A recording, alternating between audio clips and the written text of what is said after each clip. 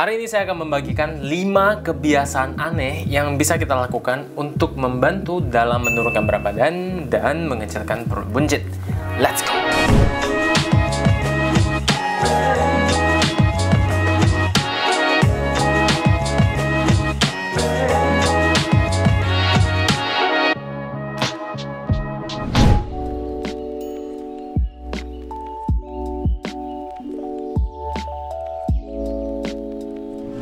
Hai semuanya, kembali lagi bersama saya Dr. Dion Haryadi di channel The Doctor's Diet. Hari ini kita akan ngomongin 5 kebiasaan aneh yang bisa teman-teman lakukan untuk membantu dalam perjalanan menurunkan berat badan sekaligus juga mengecilkan perut buncit. Mau dibilang aneh banget juga enggak sih ya sebenarnya ya, tapi ya nggak biasa lah, anti mainstream gitu.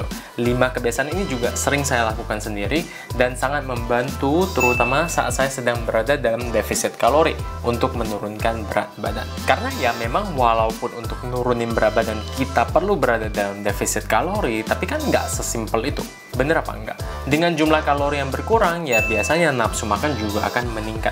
Dan kadang ada rasa craving yang muncul, yang kadang bisa mengganggu progres diet kita. Nah, 5 kebiasaan aneh ini menurut saya akan sangat membantu teman-teman. Oke, jadi please tonton video ini sampai habis. Kebiasaan aneh pertama adalah melewatkan atau skip sarapan. Loh dok, sarapan itu kan penting. Nggak boleh nggak sarapan. Harus sarapan dong supaya sehat. Saya jelasin dulu. Menurut saya, sarapan itu penting. Sama pentingnya dengan makan siang dan juga makan malam sebenarnya. Makan lainnya ya, sama aja sebenarnya. Untuk teman-teman yang memang berfungsi dengan lebih baik dengan sarapan, silahkan tetap makan sarapan. Tapi saya yakin ada teman-teman lain yang memang tidak terbiasa mengkonsumsi sarapan dan fine-fine aja, nggak ada masalah sama sekali. Salah satu contohnya mungkin teman-teman yang sedang melakukan OCD atau misalnya intermittent fasting, di mana mereka akan mengurangi jumlah kalori yang masuk dengan cara membagi waktu untuk makan dan waktu untuk puasa. Nah, biasanya itu dilakukan dengan cara mulai makan jam 12 siang, habis itu selesai makan di jam 6 malam atau mungkin di jam 8 malam. Dengan melewatkan sarapan, maka teman-teman akan mendapatkan jatah kalori yang lebih banyak untuk siang hari dan juga malam hari. Ilustrasinya kurang lebih seperti ini. Katakan kalian biasanya mengkonsumsi 500 kalori di pagi hari, lalu 500 kalori lagi di siang dan 500 lagi di malam hari. Lalu di antara makan siang dan makan malam ada satu snack dengan jumlah kalori 300. Nah, dengan melewatkan satu sarapan ini, maka secara tidak langsung kalian sudah mengurangi 500 kalori. Atau kalian juga bisa menambah jumlah kalori untuk makan siang dan makan malam. Saya sendiri lebih mudah lapar itu di sore hari, sehingga jumlah kalori harian saya biasanya lebih banyak itu di siang dan juga di malam hari. Sedangkan untuk pagi hari, jumlah kalorinya biasanya emang nggak terlalu tinggi, karena emang nggak gitu lapar aja gitu. Paling cuma minum susu sama whey, terus saya tambahin kopi aja, itu udah langsung kerja, bisa, nggak masalah sama sekali. Buat yang mau tahu cara saya mengatur menu makan saya sehari-harinya, kalian bisa cek video saya yang ini. Oke, linknya ada di description box di bawah. Jangan takut nggak hilang, jadi selesaiin dulu nonton video ini. Baru setelah itu nonton video yang satu itu. Oke, sekali lagi saya ingetin, diet itu personalized, unik. Setiap orang memiliki kebiasaan dan preferensi yang berbeda-beda. Nah, teknik ini bisa membantu buat kalian terutama jika kalian jenis yang memang lebih laparan dan lebih banyak makan di malam hari. Jadi dengan melewatkan atau mengurangi jumlah kalori di pagi hari, kalian punya jatah kalori yang lebih besar untuk malam hari. Kalau kalian sendiri gimana? Punya nggak kebiasaan aneh yang sering kalian lakukan yang membantu dalam program diet kalian? Coba share di bawah ya, tuliskan di kolom komentar, beritahu teman-teman lainnya. Oke, siapa tahu bermanfaat, siapa tahu teman-teman lainnya juga, oh iya ya, bisa juga ya aku lakukan itu ya, bisa membantu juga nih ya, gitu. Oke, sharing is caring. Tulis di kolom komentar di bawah. Kebiasaan aneh kedua adalah gosok gigi secepatnya di malam hari. Nah, ini juga udah pernah saya bahas di video lama saya. Saya juga udah lupa yang mana ya, tapi pernah saya bahas kok. Tapi banyak teman-teman yang memberikan komentar dan juga bilang bahwa mereka melakukan kebiasaan ini juga sebenarnya untuk membantu mengurangi kalori harian. Mekanismenya kurang lebih seperti ini. Ada perasaan males kalau harus gosok gigi lagi kan setelah makan. Nah, perasaan ini sebenarnya yang kita cari. Semacam segel biju Naruto gitu loh.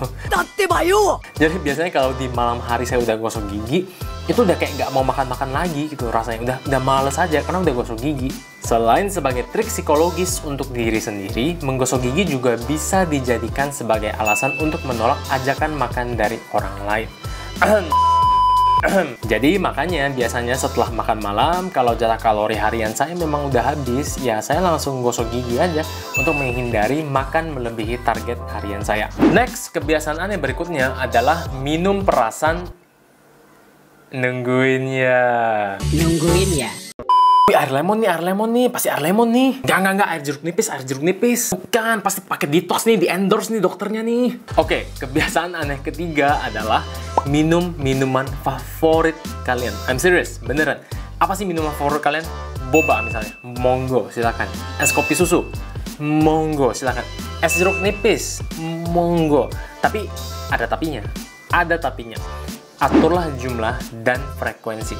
Ini yang penting. Jika kita terlalu sering dan terlalu banyak minum minuman berkalori dengan nilai nutrisi rendah ini, bisa saja mengganggu progres diet kita. Kenapa?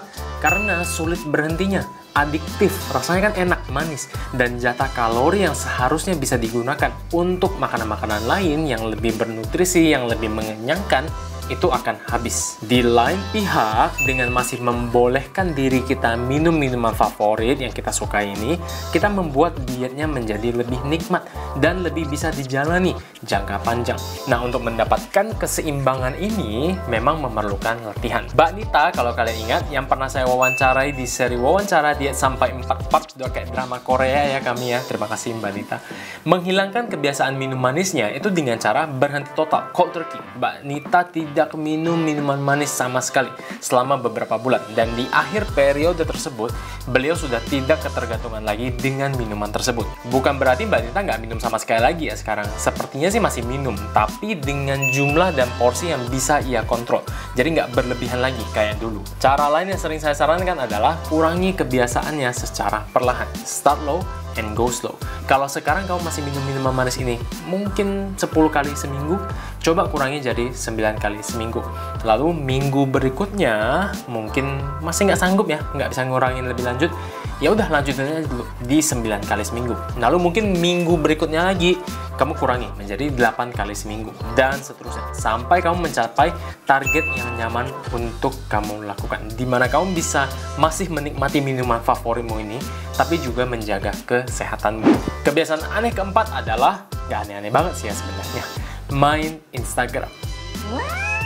Lebih jelasnya tapi ya lebih spesifiknya ya, main Instagram dengan memfollow akun-akun Instagram tentang fitness, nutrisi, dan juga kesehatan. Tentunya informasinya bener loh ya jangan yang abal-abal juga. Dengan lebih sering membaca dan mengikuti akun-akun Instagram ini, teman-teman akan terus belajar dan mendapatkan informasi yang baru. Salah satu kebiasaan yang menurut saya penting ada di teman-teman sekalian adalah kebiasaan untuk haus ilmu pengetahuan, untuk selalu merasa nggak cukup, pingin tahu lebih banyak, pingin punya komposisi tubuh yang lebih ideal, pingin bisa angkat beban lebih berat dengan lebih baik, pingin punya tubuh yang lebih fleksibel, dan seterusnya. Salah satu cara terbaik untuk mendapatkan itu semua dengan terus belajar. Jangan pernah puas. Bertahun-tahun lalu saya percaya bahwa karbohidrat itu sumber kegendutan. Karbohidrat itu yang jahat.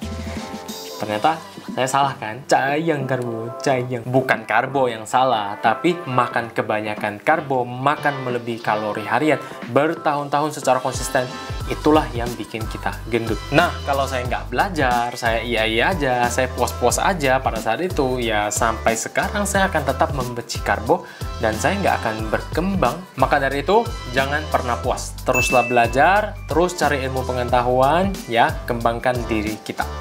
Kebiasaan aneh kelima dan terakhir adalah jangan merasa tersiksa. Diet menurunkan berat badan itu sering sekali dianggap sebagai sesuatu yang menyiksa, sesuatu yang menyengsarakan. Pokoknya kalau udah dengar kata diet itu langsung kayak nggak suka gitu. Langsung kayak, diet gitu. Sengsara, ini pasti nggak enak, nggak boleh makan nasi, nggak boleh makan sambal. Jangan seperti itu. Coba kita ubah mindsetnya. Karena ingat, diet itu harus dilakukan jangka panjang, bukan jangka pendek. Jadi kalau misalnya kamu tidak bisa menikmatinya, bagaimana bisa kamu melakukannya jangka panjang? Bener atau bener? Bener kan?